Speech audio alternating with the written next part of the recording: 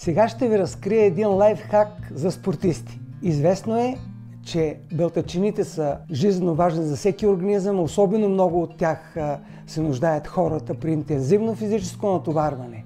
Но при приемането им има голямо забавене, докато те се превърнат в аминокиселини.